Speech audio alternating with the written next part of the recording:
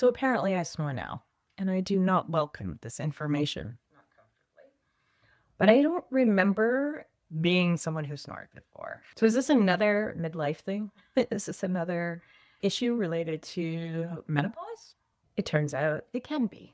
And there is actual research to support it, of course. I found a study of over 2,000 women who said that their snoring increased significantly after 50.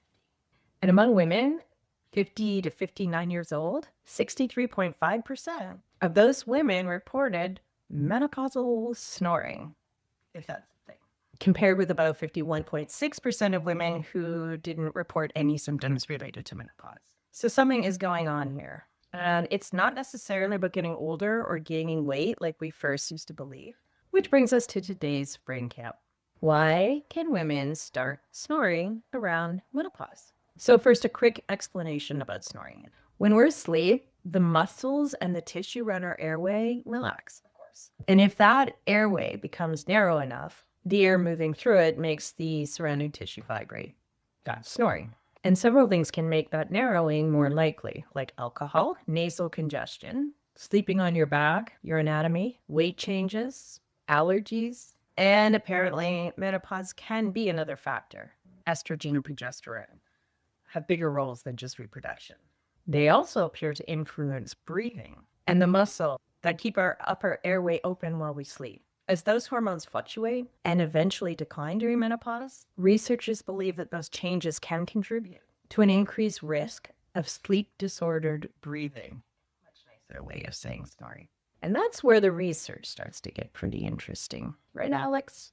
Researchers followed women between the age of 38 and 62 as they moved through the perimenopause transition, and they measured something called the apnea index.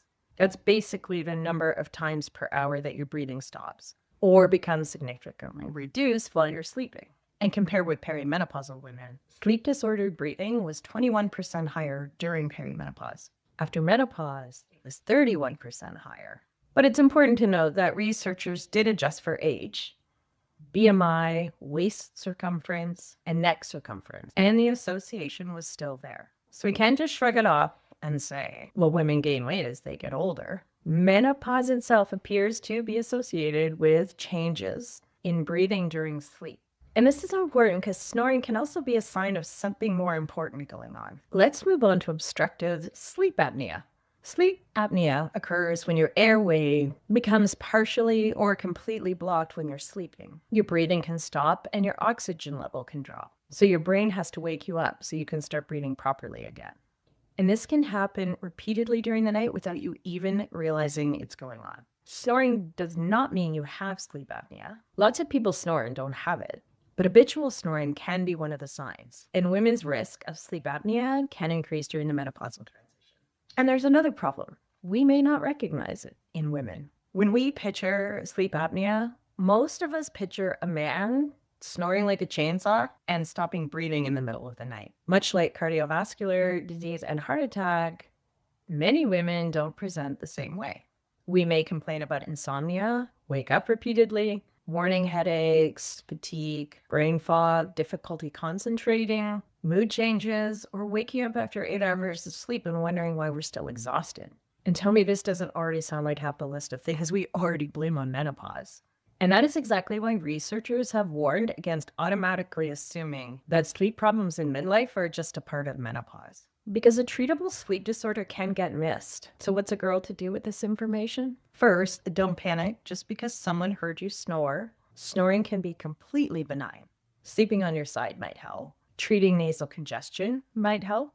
Cutting back on alcohol close to bedtime can help. And physical activity can help sleep in general. And if weight change is contributing, then that can be addressed as well. But there is a difference between the occasional snore and new persistent snoring accompanied by other symptoms. So pay attention if you're waking up and choking or gasping, or being told that you stop breathing when you sleep. You're waking up with headaches. You're extremely sleepy during the day. You're waking up repeatedly during the night. You're having trouble concentrating. You're developing high blood pressure, or consistently waking up feeling like you haven't slept a wink.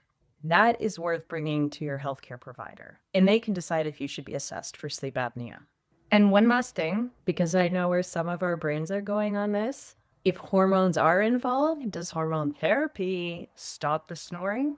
We don't have evidence to say that. Hormone therapy has been studied in relation to sleep disruption and sleep disordered breathing, but it is not a treatment for snoring or obstructive sleep apnea. So please don't walk into your doctor's office and announce that Jackie told you estrogen would stop you from snoring. Jackie absolutely did not. What I'm trying to tell you is if you've started snoring in midlife, you're not imagining that something might have changed. There is evidence that snoring and sleep disordered breathing become more common as women go through menopause. But don't automatically dismiss it as just menopause, especially if you're waking up exhausted or gasping, getting headaches, or someone notices that you've stopped breathing.